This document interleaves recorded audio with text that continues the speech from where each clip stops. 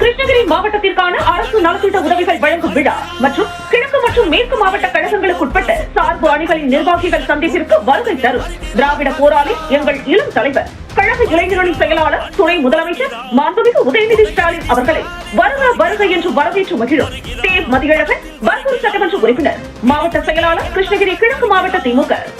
சமயபுரம் மாரியம்மன் கோவிலில் 1,25,00,000 ரூபாய் ரொக்கம், 1 கிலோ 6 கிராம் தங்கம், 2 கிலோ 217 கிராம் வெள்ளி பக்தர்கள் காணிக்கை. சக்தி தலங்களில் முதன்மையானது பிரசித்தி பெற்ற தலமான சமயபுரம் மாரியம்மன் கோவிலுக்கு தமிழகம் மட்டுமல்லாது வெளிமாநிலங்களில் இருந்தும் வெளிநாடுகளில் இருந்தும் தினமும் பல ஆயிரக்கணக்கானோர் தரிசனம் செய்துவிட்டு தங்களது நேர்த்திக் கடனை காணிக்கை உண்டியல்களில் செலுத்திவிட்டு செல்வார்கள்.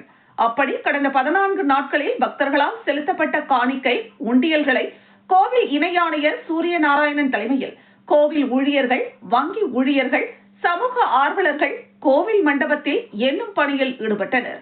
இதில் 1,58,58,563 ரூபாய் ரொக்கமும், 1 கிலோ 6 கிராம் தங்கமும், 2 கிலோ 217 கிராம் வெள்ளியும், அயல்நாட்டு நோட்டுகள் 131, அயல்நாட்டு நாணயங்கள் 862 காணிக்கையாக பெறப்பட்டது என கோவில் இணை ஆணையர் சூரிய நாராயணன் தகவல் தெரிவித்துள்ளார்.